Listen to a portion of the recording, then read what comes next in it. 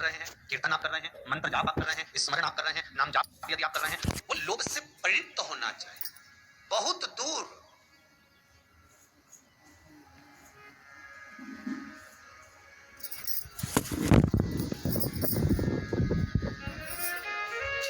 आपके भीतर वो उपजे ना।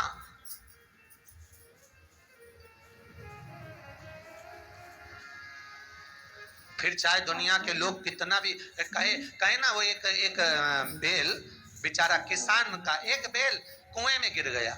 अब कुएं में गिर गया तो किसान का बेल जब कुएं में गिरा तो ये देखा कि कुएं में से बेल को निकालना है। खूब मेहनत करी किसान ने बेल को निकालने की, पर वो बेल निकल नहीं रहा था। बहुत बहुत बहुत बहुत मेहनत करने के बाद भी वो बेल नहीं निकला। बहुत अथक प्रयास करा गया पर बेल नहीं निकला।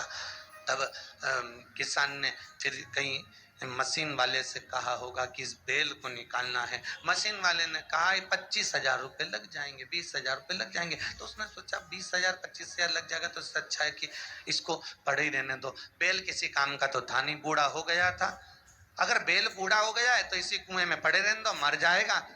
इसी कुआं भी सूख गया है, इसमें कोई दिक्कत वाली बात नहीं, अपन कचरा पटकते जाएंगे, बेल को वहीं के वहीं दबा देंगे।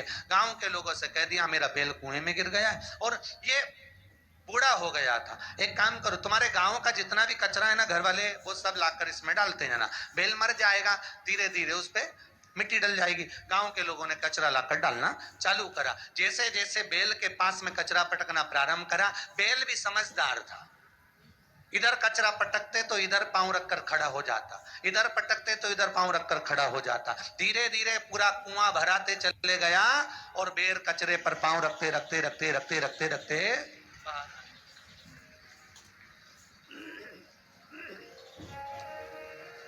बेल कचरे पर पांव रखते रखते रखते रखते बाहर आ गया, ऊपर आ गया। और जब वो ऊपर आया, निकल कर बाहर भाग गया, निकल कर बाहर भागा। बेल से हमको एक सीख लेना चाहिए, हमको एक चीज सीख लेना चाहिए। बुराई करने वाले कितनी भी बुराई करेंगे, निंदा का कचरा, बुराई का कचरा कितना भी पटकेंगे, हमको केवल उस पर पांव रखकर निकल कर बाहर की ओर चले जाना है और हमारे जीवन को सार्थक बना लेना। करे करे करे।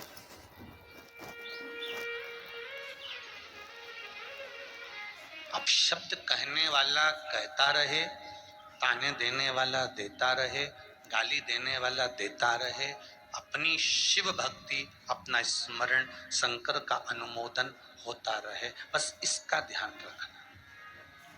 बैसाख के महीने में नवमी तिथि को माता जानकी का प्रागट्य हुआ है।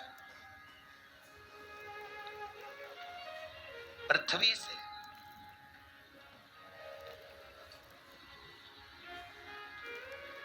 कभी एक विचार करिएगा कि नरसिंह अवतार बैसाख के महीने में हुआ, कुर्मा अवतार बैसाख के महीने में हुआ, हयग्रीव अवतार बैसाख के महीने में हुआ, परशुराम अवतार बैसाख के महीने में हुआ, माता जानकी का अवतार बैसाख के महीने में हुआ। आखिर बैसाख के महीने में, माधव महीने में इतनी महत्वता क्यों?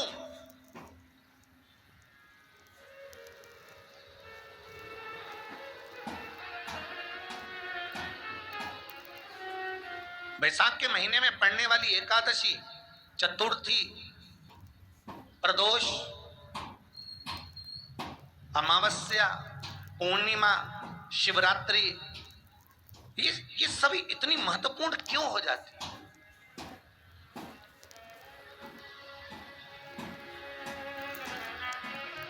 इसकी महत्वता इतनी प्रबल क्यों हो जाती है? किस लिए?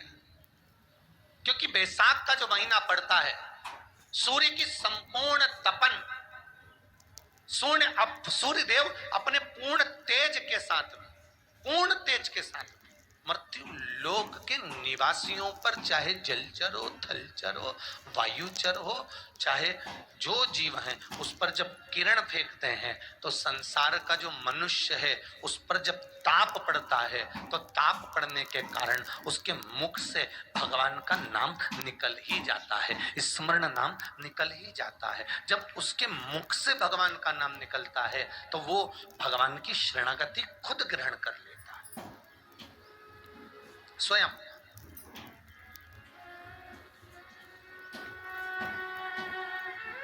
शरणागति ग्रहण कर लेना। बैसाख की पोथी पढ़ते हो आप लोग? आप में से अगर कोई पढ़ता हो बैसाख महीने की पोथी, तो उसमें एक वर्णन आता है,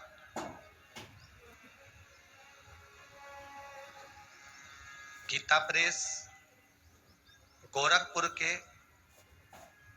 कल्याण अंक में भी आप ये पावन बैसाख चरित्र श्रवण कर सकते हैं। उसमें बैसाख महीने की पोथी में 10वें दिवस की कथा में 10वें अध्याय में एक व्याध और शंख मुनि का चरित्र आता है।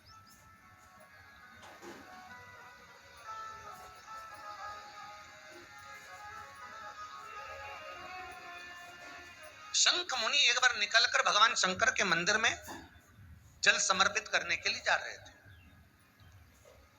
और शिव मंदिर की ओर जाते जाते जाते जाते जाते जाते बीच मार्ग में चलते चलते चलते चलते और वो शंख मुनि जब शिव के मंदिर में पहुंचे, शंकर भगवान के मंदिर में जाकर उन्हें दर्शन किया,